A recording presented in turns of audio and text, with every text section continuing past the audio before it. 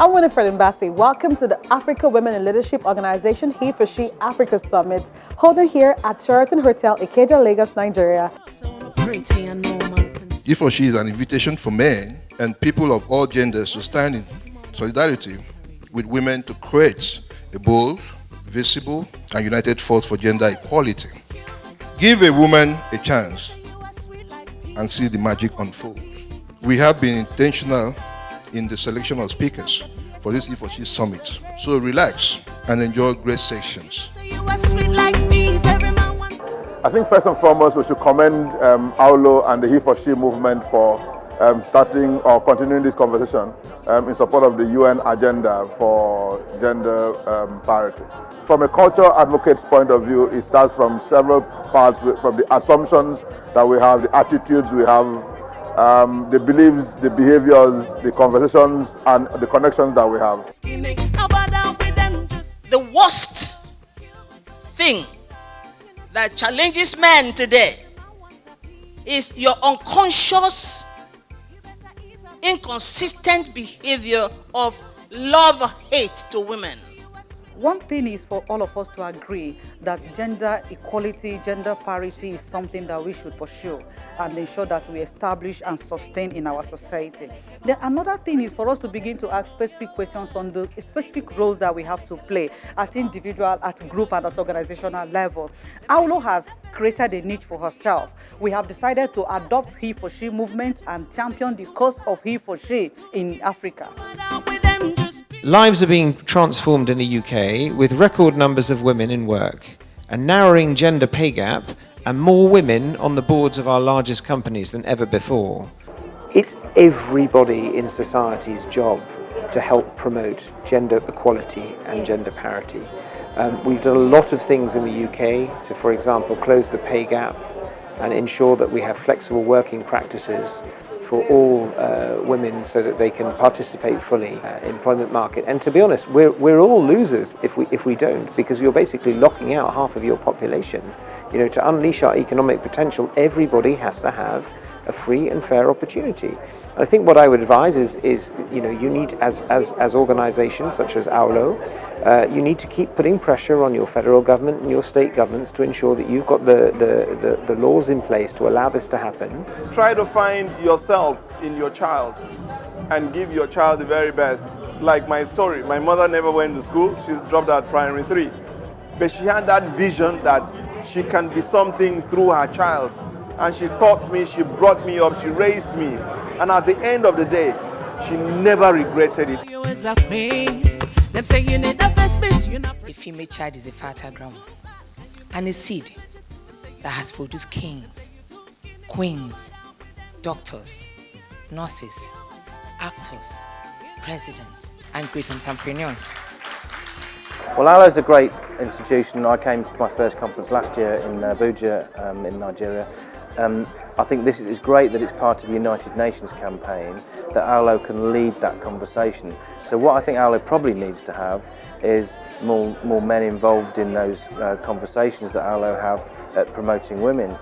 So we've got some real fantastic leaders who can be role models for other young men in the future. Our problem is that you assume that you are not her.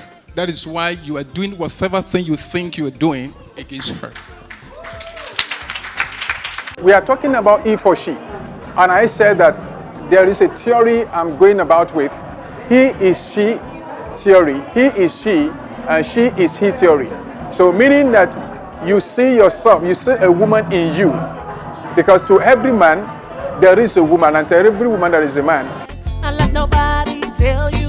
In my country, 55.5% of the voters are women. The question is, why are you not in power?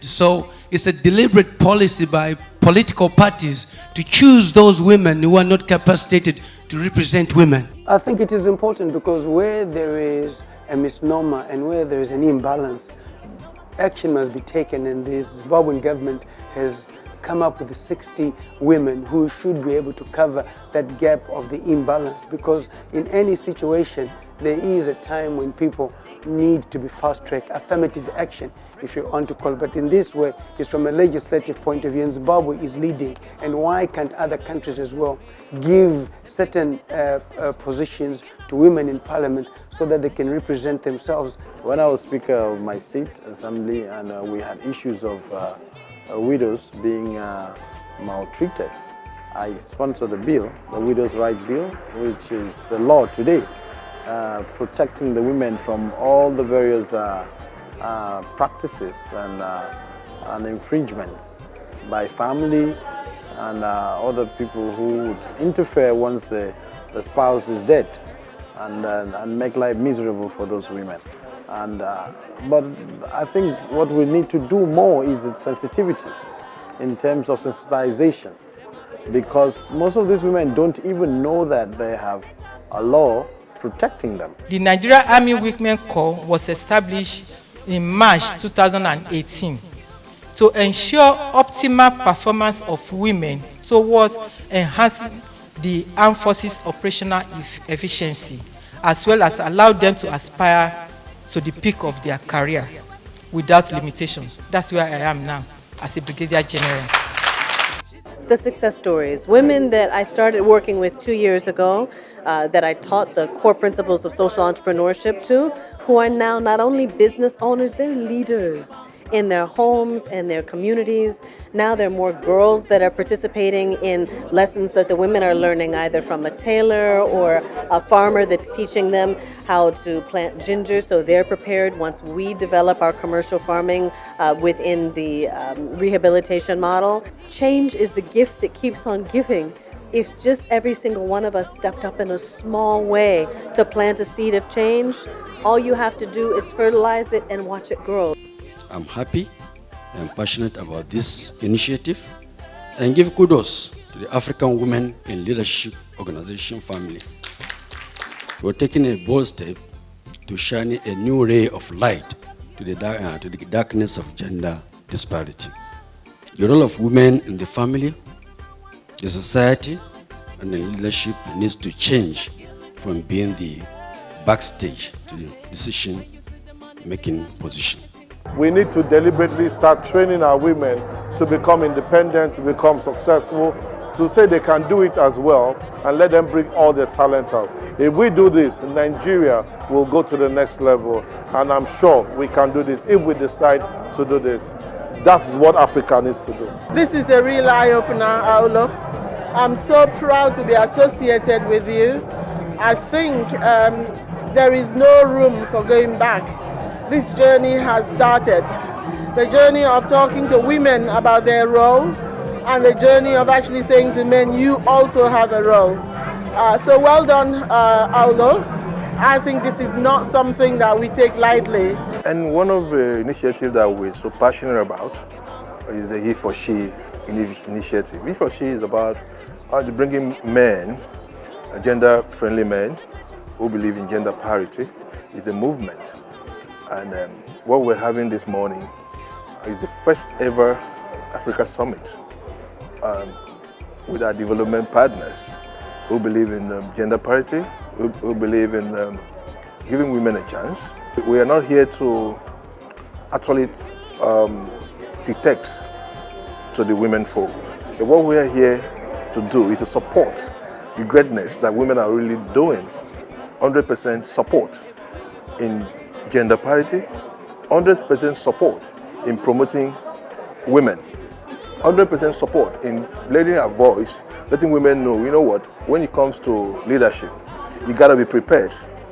From the men's perspective, we're telling them the secrets, that you gotta be prepared for leadership. AWLO is a great organization, empowering women, and both politically, economically, and the only wish for AWLO is, like we say in Cameroon, Oboso, ahead, AWLO. There you have it. It's been amazing on the red carpet of Africa Women in Leadership Organization, HeForShe Africa Summit. We've had the speakers, participants all share their experiences and what we need to do to promote gender parity in our own way, collectively in the society. Until next year, we'll see you again. Have an amazing time. Bye-bye.